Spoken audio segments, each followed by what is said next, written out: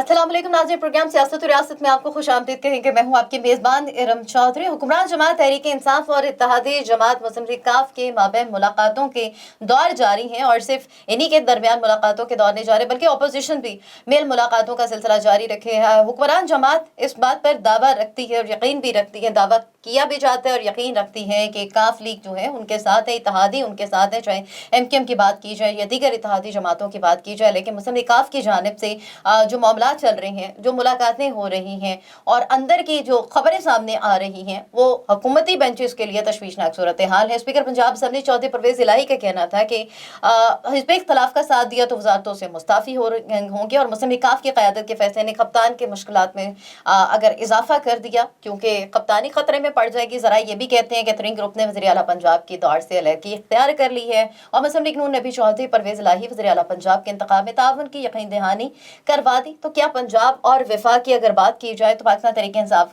के हाथ से निकल सकता है? इसी पर बात करेंगे क्योंकि हुकूमत की वज़रा की जानिब से कहा जा रहा है कि सियासत, हुकूमत, मुस्तकबिल हमारे पास है। फवाद चौधरी की जानिब से बाकायदा ये दावा किया गया है और इसके साथ उन्होंने कहा है कि लोगों को करोड़ों की ऑफर्स हो रही है, खरीदे जा रहे हैं। और हमने ये भी देखा, शाह महमूद कुरैशी ने कहा बिलावल को और जरदारी साहब को मुखातिब करते हुए कि हमें पता है कि किन किन को ऑफर्स की गई और कितनी कितनी बोलियां लगाई गई हैं। PTI का कोई रुकन गद्दारी नहीं करेगा। फवाद चौधरी ने इस बात की यकीन दहानी तो करवाई है, लेकिन क्या वाकई ये यकीन दहानी कामयाब होगी? अपोजिशन का अहम मुशावरती इजलास भी हो रहे हैं।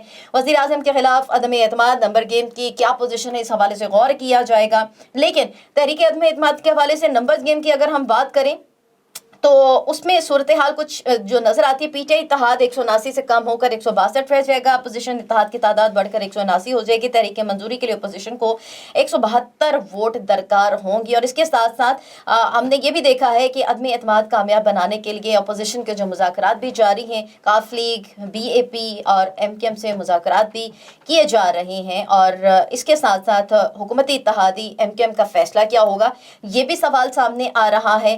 काफ लीग हुकूमत के साथ है या खिलाफ है, ये इस हवाले से क्या फैसले मुतवक्की हैं, सूरत हाल क्या है, पाकिस्तान सियासत में क्या होने वाला है, इसी पर बात करेंगे। अपने मेहमानों का आपसे तारुफ करवाती चलूँ। बहुत ही इंटरेस्टिंग पैनल मेरे साथ मौजूद है। पाकिस्तान तहरीक इंसाफ की मेंबर कौमी असम्बली मुनव्वरा मुनीर साहिबा मुझे ज्वाइन कर चुकी हैं। बहुत शुक्रिया मुनव्वरा मुनीर साहिबा, आपकी कीमती वक्त का मेरे साथ मौजूद हैं। सीनियर तजियाकार साबिर शाह साहब, बहुत शुक्रिया आपकी कीमती वक्त का। सीनियर तजिया का हारिस खलीक साहब मेरे साथ टेलीफोन लाइन पे मौजूद है। हारिस खलीक साहब, आपका भी बहुत शुक्रिया। मुनव्वरा मुनीर साहिबा, सबसे पहले आपसे आगाज कर लेती है। हुकूमत बहुत ज्यादा कॉन्फिडेंट है, इत्तेहादी दगा नहीं करेंगे, इत्तेहादी साथ रहेंगे। एक जानिब हमने ये भी देखा है चौधरी शुजात साहब जो है वो खुद जाके मौलाना फजल रहमान साहब से मुलाकात करते हैं। यहाँ पे वज़ीर आज़म इमरान खान साहब को मेल मुलाकात करनी पड़ती है। आप लोग जाते हैं मुलाकात करने के वाले से, कहीं ना कहीं कोई गैप जरूर है। जो खबरें सामने आ रही हैं अंदर से कि काफ लीग भी शशोपंज का शिकार है, लेकिन ज़ाहिरी तौर पर आप लोग बहुत ज़्यादा मेक श्योर हैं कि काफ लीग आपका साथ देंगे, इत्तेहादी आपका साथ देंगे, जबकि MQM और काफ लीग का फैसला अभी पेंडिंग है। मुनव्वरा मुनीर साहिबा। बिस्मिल्लाहिर्रहमानिर्रहीम। शुक्रिया हिरम साहिबा, आपने इतने हम टॉपिक से हमें मतलब शमूलियत दी इस प्रोग्राम में। सबसे पहले मैं आपको ये बताऊं कि हमारी जो पाकिस्तान तहरीक इंसाफ की इत्तेहादी जमातें हैं वो पाकिस्तान की बहुत बड़ी सियासी जमातें हैं, जिनमें सियासी मेजॉरिटी और तोड़ जोड़ की महारत बहुत ज़्यादा रखते हैं। डेफिनेटली वो पाकिस्तान की सियासत को बहुत बारीकी से जानते हैं। अगर आप ये देख ले, लोग इस मुलाकातों को बेस बना के ये कहते हैं कि पाकिस्तान तहरीक इंसाफ की जो इत्तेहादी है वो खान साहब के साथ इत्तेहाद ख़त्म कर देंगे, तो मैं समझती हूँ कि ये बिल्कुल गलत परसेप्शन है और गलत ही जो लोग जो है सियासत से जिनका दूर दूर से कोई ताल्लुक नहीं है वो इसको जो है इस तरफ लेके जाते हैं। देखिए जी, अगर आज चौधरी शुजात किसी से मुलाकात कर रहे हैं या MQM कर रहे हैं या दूसरी हमारी इत्तेहादी जमातें कर रहे हैं, वो ये समझते हैं कि इस टाइम जो पिछले 3 सालों से इमरान खान ने पाकिस्तान के लिए जिस तरह पाकिस्तान के इदारों की बेहतरी के लिए जिस तरह दिन रात एक करके मेहनत की है, तो मैं समझती हूँ कि पूरे पाकिस्तानी अवाम भी जानते हैं कि इसमें इमरान खान की अपनी ज़ाती मफाद की कोई ऐसा एजेंडा नहीं है जिसको इमरान खान साथ लेके चल रहा है। पाकिस्तानी अवाम और इत्तेहादी जमातें उनसे जो बदगन होकर उसको छोड़ने की तरफ जा रहे हैं। बड़ा वैलिड पॉइंट आपने कहा है। कि ज़ाती मुफाद का कोई एजेंडा नहीं है, लेकिन यहाँ पे अवामी मुफाद भी कहीं पे अभी तक उस तरह से, जिस तरह से अवाम एक्सपेक्ट कर रही थी, तब्दीली की बात की जा रही थी और दीगर मामलात की बात की जा रही थी, वो भी मुफाद, अवामी मुफाद भी कहीं उस तरह से सामने नजर नहीं आए। लेकिन 10 लाख लोगों को इकट्ठा करने का दावा आप लोगों का ज़रूर है। हारिस खलीक साहब, ये जितनी बातें मुनव्वरा साहिबा ने कही हैं, आपको क्या सूरत हाल नजर आ रही है? काफ लीग भी शशुपंज का शिकार है, MKM भी एक जानिब कहती है कि हम साथ हैं तो वजीर आजम अभी तक वजीर आजम है, एक जानिब उन्होंने भी अभी अपना फैसला देना है। सूरत हाल किस तरफ आपको जाती दिखाई दे रही है? देखिए, बहुत बहुत शुक्रिया इरम आपका, मुझे आपने मदऊ किया अपने प्रोग्राम में। मैं मुख्तसरन अर्ज करूं कि काश इमरान खान साहब जो हैं वो वैसे ही होते जैसे अभी हमारी बहन मुनीरा ने बयान किया है। इनकी मजबूरी मैं समझता हूँ, जाहिर है कि सियासी जमात है इनकी और इनको उसी की लाइन लेनी है, लेकिन मुझे तो ये महसूस होता है कि जो मौजूदा हुकूमत जो है, क्योंकि मैं 3.5 साल से बहुत करीब से इस हुकूमत के साथ मुख्तलिफ यानी तरीकों से काम करता रहा हूँ, ये उतनी ही बदउनवान है जितनी पिछली हुकूमतें थी और उनसे कहीं ज्यादा नाअहल है। तो आप ये देखें कि 3-3.5 साल में 4 आपके जो वजीर खजाना है वो तब्दील हुए हैं। आपकी खारिजा पॉलिसी की क्या सूरत हाल है वो भी सबके सामने है। सियासी जलसों की तकरीरें जो हैं उनकी बुनियाद पर कारकर्दगी का फैसला नहीं किया जाता।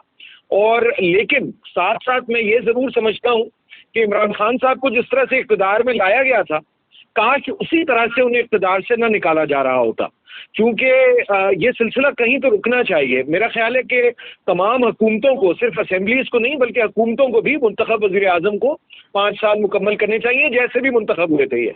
लेकिन सितम ज़रीफ़ी ये है कि उसी तरह से तमाम क़ुव्वतें अब फिर सरगर्म हैं, जो उन्हें लाने के लिए सरगर्म थी अब इन्हें ले जाने के लिए सरगर्म है। तो ये तो खेल जो है ये महज सियासतदानों के माबैन नहीं है, मगर साथ साथ इनकी कारकर्दगी से उन तमाम कुव्वतों को फ़ायदा है जो इस वक्त ये समझती हैं कि ये अपनी पॉपुलैरिटी की कमतरीन सतह पर हैं। 22 करोड़ का मुल्क है, 10 लाख लोग जमा कर लेना किसी बड़ी सियासी जमात के लिए कोई बात नहीं। 10 लाख होते भी नहीं है, एग्जैजरेटेड नंबर्स होते हैं, लेकिन 50,000 लाख लोगों का जलसा कर लेना कोई ऐसी बड़ी बात नहीं है। मौलाना फजल रहमान भी 50,000 लोगों को लेके 40,000 लोगों को लेके इस्लामाबाद आ गए थे। तो ये मैं नहीं समझता कि ये इससे मसला हल होगा। मसला पार्लियामेंट में ही हल होना है। और फिल वक्त जो मुझे ऑड्स हैं वो 70-30 नजर आते हैं। आई मे बी रॉन्ग, लेकिन मेरा ख्याल है कि अब भी हुकूमत के पास ये पॉसिबिलिटी है कि वो इत्तेहादियों के मुतालिबात को तस्लीम करके कोई राह निकाले और साथ साथ इस्टेब्लिशमेंट से भी अपने ताल्लुकात पर नजरसानी करे। ठीक है, आपने कहा कि ये तमाम तर सूरत हाल है, इत्तेहादियों के मामला तस्लीम करके कोई राह निकाले जाए। साबिर शाह साहब, आपको क्या लग रहा है? अपोजिशन कह रही है बैसाखियों पर खड़ी हुकूमत है, हुकूमत की मुश्किलात में दिन ब दिन इजाफा होता आप देख रहे हैं, और जो सूरत हाल चल रही है, वज़ीर आज़म इमरान खान साहब 22 करोड़ आवाम के वज़ीर आज़म है, उनका तर्ज सियासत क्या सिर्फ अपोजिशन के हवाले से जो उनकी ज़ुबान है उनके मनसब के मुताबिक आपको लग रहा है आवाम के मामला दीगर मसाइल जो मुनव्वरा साहिबा ने बातें की, हारिस साहब ने बातें की हैं, किस हद तक इत्तफाक करती हैं? एरम, बात यह है कि it is still a developing story. It is a game of thrones, it is a game of nerves. झूठ और मुनाफकत और प्रोपेगेंडा हर तरफ से चल रहा है। जो ही कोई डिसीजन होगा किसी इत्तेहादी का वो टीवी पे आ जाएंगे। अभी आप टेलीविजन के टिकट्स को देख के अंदाजा न करें, बिकॉज आई प्रिज्यूम कि यहाँ हर टेलीविजन चैनल की भी कोई ना कोई टिल्ट है, हर एंकर की टिल्ट है, हर रिपोर्टर की टिल्ट है। सो न्यूट्रल होकर सोचना बहुत मुश्किल काम है। लेकिन मुझे ये लग रहा है कि देखिए, अब चीफ मिनिस्टरशिप के को 15 कैंडिडेट हैं, जिसमें 2 तो बहुत प्रोमिनेंट हैं, परवेज इलाही और अलीम खान। दोनों में से एक को भी मुकम्मल यस या नॉड मिला होता तो अभी तक वो टीवी पे आ गए होते। जहाँ से मिला होता उसकी सपोर्ट कर देते। परवेज इलाही को बनाते हैं तो नून लीग के अपने लोग टूटने का खतरा है, और अब बहुत ज़्यादा डिस्ट्रेस है नवाज शरीफ और चौधरी के अंदर। अलीम खान को इमरान खान की तरफ से सपोर्ट कोई हासिल नहीं है। अब नून लीग जो है अलीम खान को ले आए तो लोग सवाल करेंगे कि आपने जिस बंदे का एक एमपीए की सीट है उसी को बना दिया। अब इसके लिए जरूरी है कि अलीम खान भी अपने पत्ते शो करें, जो लोग हैं वो सामने आए। जहाँ तक बात है एमपीएम की, जरदारी साहब से मिल रहे हैं। एक चैनल देखता हूँ तो ऐसा लगता है कि जरदारी साहब की बात उन्होंने मान ली, वो अपोजिशन का हिस्सा है। दूसरा कोई चैनल देखता हूँ बड़ा तो पता लगता है अभी कुछ भी नहीं हुआ। Same goes for GDA and same goes for तरीन ग्रुप, जहाँ अभी हमजा शहबाज खुद पहुंचे हैं। काफ़ी सिग्निफिकेंट बात है कि वो खुद चल के गए हैं, क्योंकि देखिए नून लीग से मुझे लास्ट इख्तलाफ हो उनकी आप जो पंजाब के अंदर पॉलिटिकल प्रावस है उसको चैलेंज नहीं कर सकते। पंजाब की सीटें देख लें, नंबर ऑफ सीट्स देख लें, यहाँ पे इनकी सपोर्ट देख लें, पिछले बाई इलेक्शन का रिजल्ट देख लें, दे आर फेवरेट्स। और मियाँ नवाज शरीफ वज़ीर आज़म बने ना बने, उनकी बेटी का कोई अदालत में कोई केस हल हो ना हो, जाहिर है कि वो बहुत ही अच्छी पोजीशन में हो सकते हैं दोबारा किसी प्राइम मिनिस्टर को नॉमिनेट करने के लिए। जरदारी साहब की गेम सिंध तक है और उस सिंध को रिटेन करना चाहते हैं, उनके खिलाफ केसेस हैं, उनसे निकलना चाह रहे हैं, अदालतों से छुटकारा चाह रहे हैं। इमरान खान को हर 2 घंटे बाद कोई अच्छी खबर मिलती है, फिर हर 2 घंटे बाद ऐसे लगता है कि अब बरसात पलट गई है।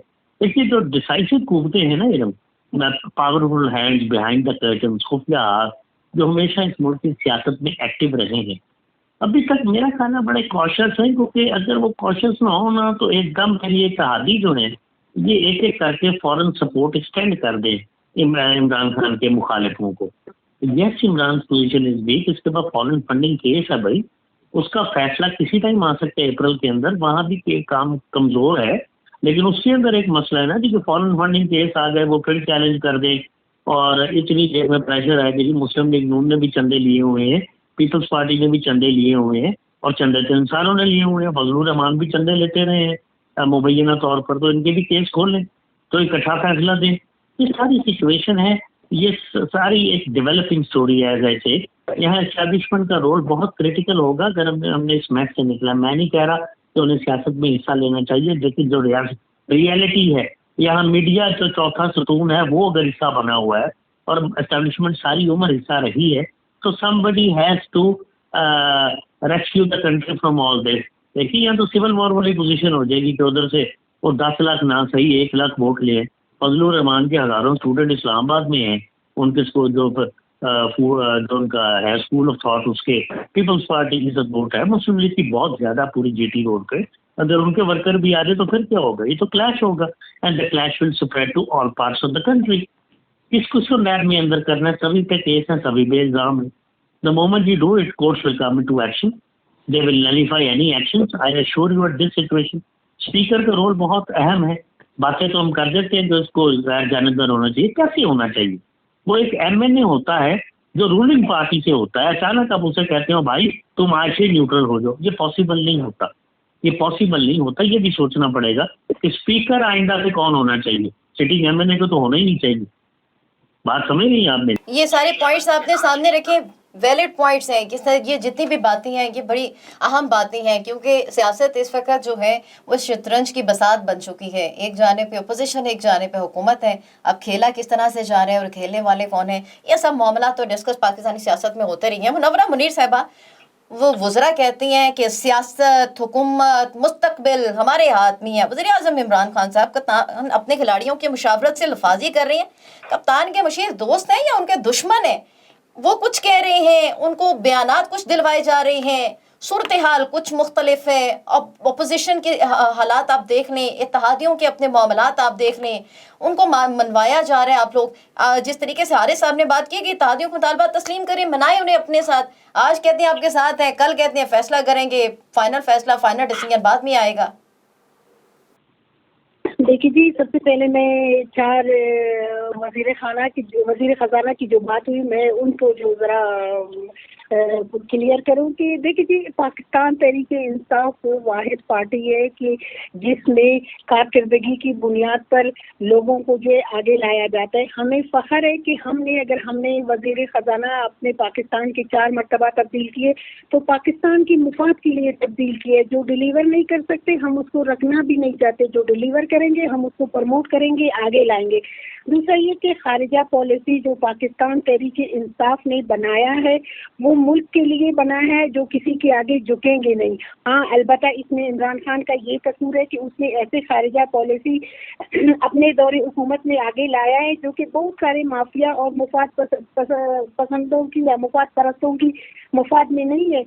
जिससे उनको तकलीफ है वो उसको जो है गलत डिक्लेयर कर रहे हैं, गलत करार दे रहे हैं। अदरवाइज इमरान खान जो पॉलिसी बना रहे वो पाकिस्तान के मुफाद के लिए बना रहे।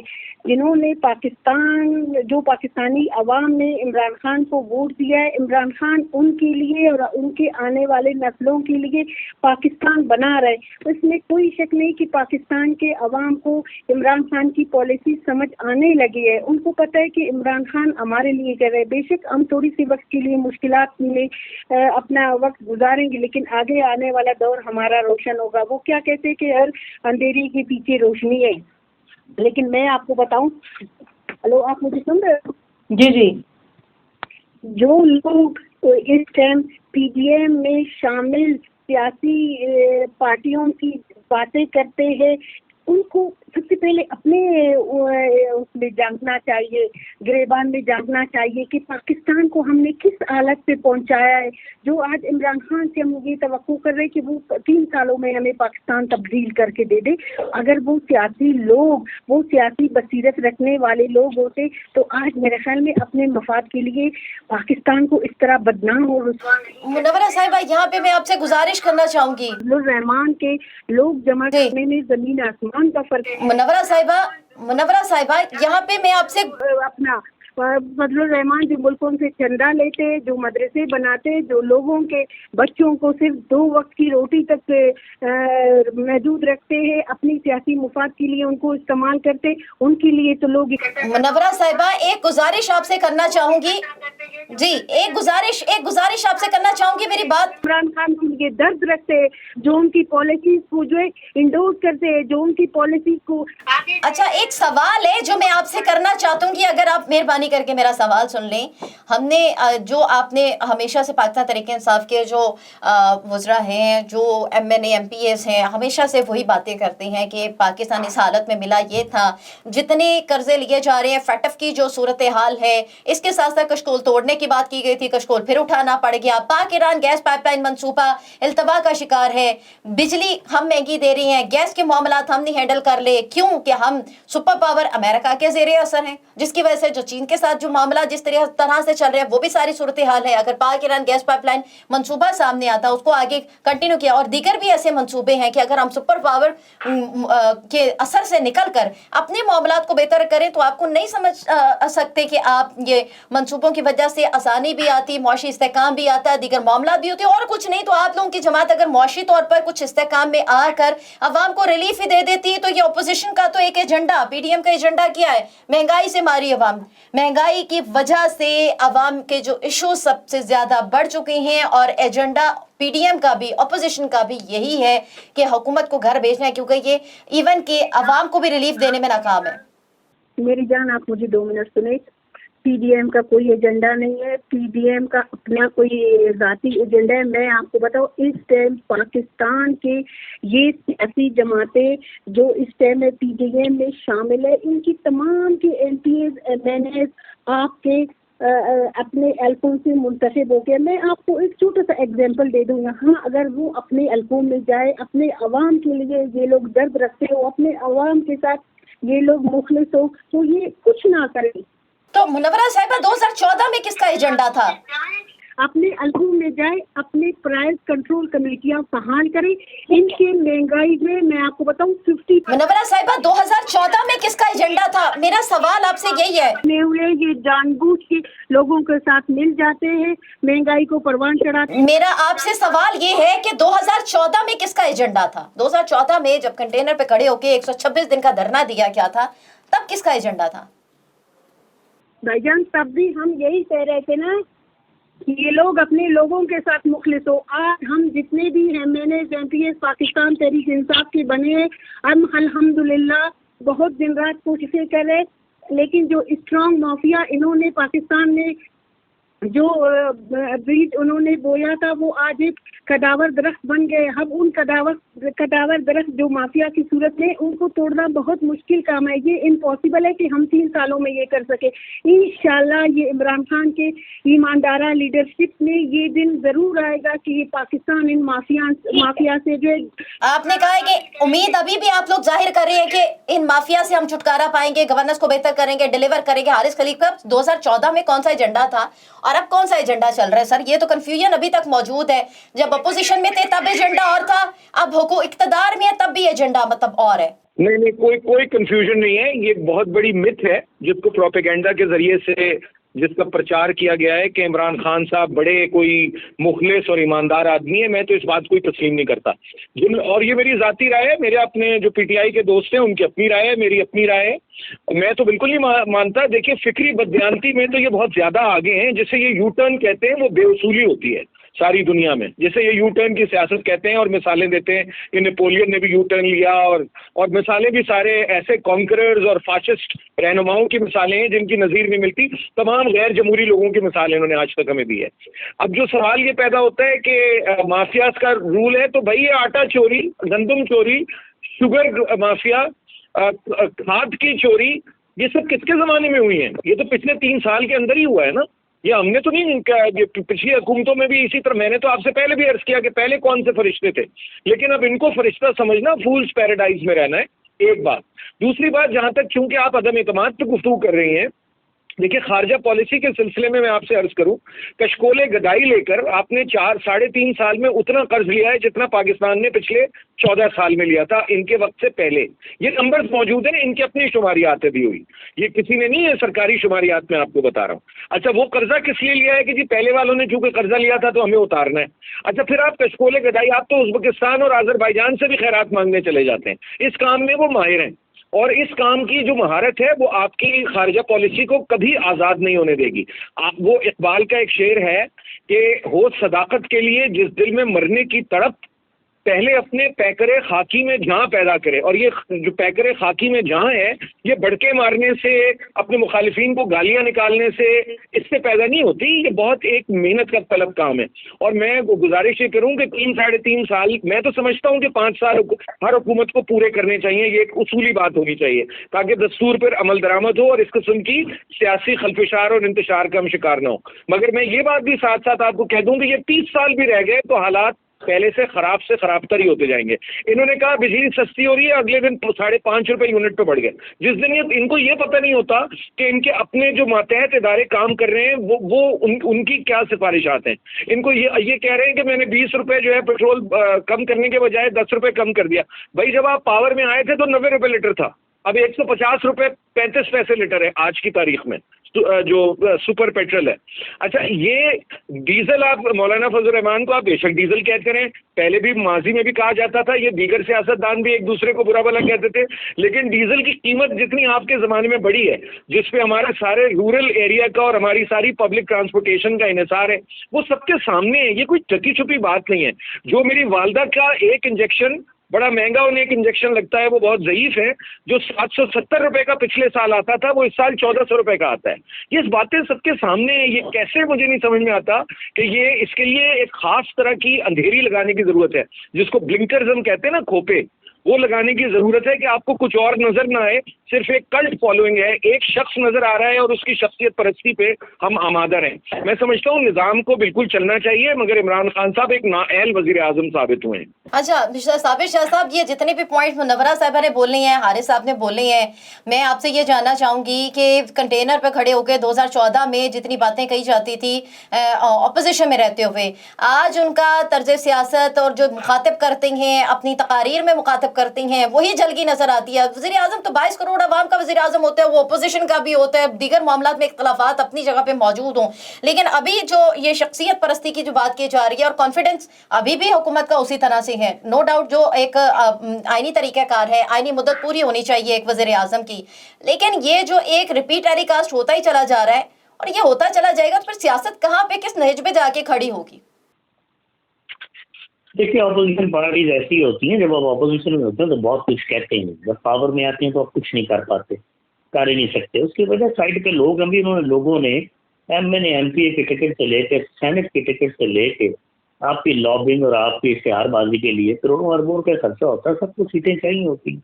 ये इन्हीं को माफियाज कहते हैं, इसी को कार्टेलाइजेशन कहते हैं। मोनोपोलीज हैं यहाँ लोगों की, इसलिए रोज़मर्रा जो चीज़ें हैं ज़रूरियात ज़िंदगी की, वो सस्ती होती है।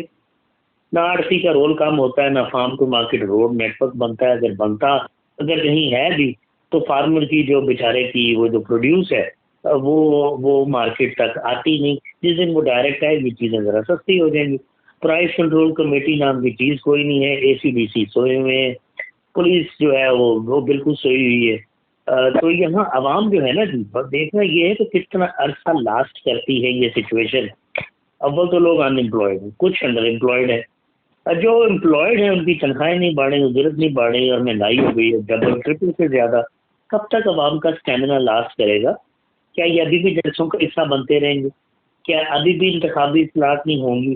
क्या अभी भी असेंबली का टेन्योर 4 साल नहीं किया जा सकता जैसे दुनिया के कई मुल्कों में है? कि अभी भी बैलेट पेपर के ऊपर नहीं लिखा जा सकता NOTA, none of the above, मैं इनमें से किसी को पसंद नहीं करता। अब लिखते देखें, अब देखेंगे कि 100 से ज़्यादा सीटों पर दोबारा इलेक्शन आपको करवाना पड़ जाएगा। ऐसे बादशाह लोग भी होंगे जो बहुत बड़ी तादाद में लिखेंगे कि नन ऑफ दी अबव, मतलब ये कि सारे ही चोर हैं, सारे ही चोर। सो ये इसी तरह ही चलता रहेगा। वही चेहरे हैं इमरान खान की पार्टी में जो पहले नून में थे, पीपल्स पार्टी में थे, and it goes for all. इधर उधर से लोग फिर रहे हैं, तो आप कौन से ओरिजिनल लोग हैं? मैं नहीं समझता कि चीज़ें बदलेंगी। मुझे चीज़ें बिगड़ती नजर आती हैं। फॉरेन डायरेक्ट इन्वेस्टमेंट की बात करते हैं, यार लोकल इन्वेस्टर से तो पैसा निकलवा लो।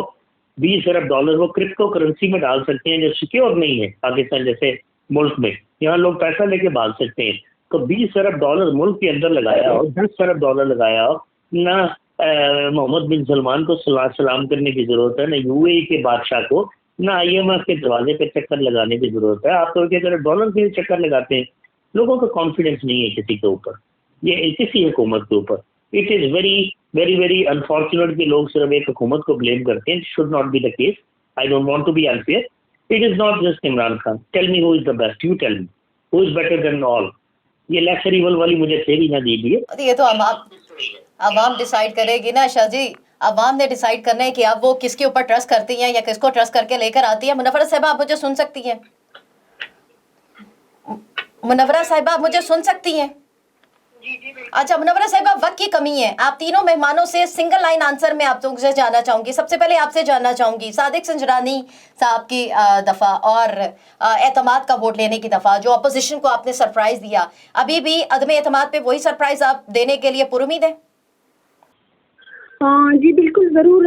आप देख लें कि इस वक्त जिस तरह पीपल्स पार्टी, नून लीग और फजलुर रहमान साहब की जमात ने PTI के इत्यादि जमात और हुक्मरान जमातों के मेंबरान के पीछे जिस तरह नवाजने के लिए जश्न कर रहे, तो उससे यही साबित होता है कि ये लोग जो, इनका कोई एजेंडा नहीं है, बस इनको जो अपने मफाद चाहिए। इन लोगों को अगर अपने पाकिस्तानी अवाम के लिए कुछ करना होता तो दोनों तीनों जमातों ने इक़्तिदार के मज़े बहुत ज़्यादा लूटे।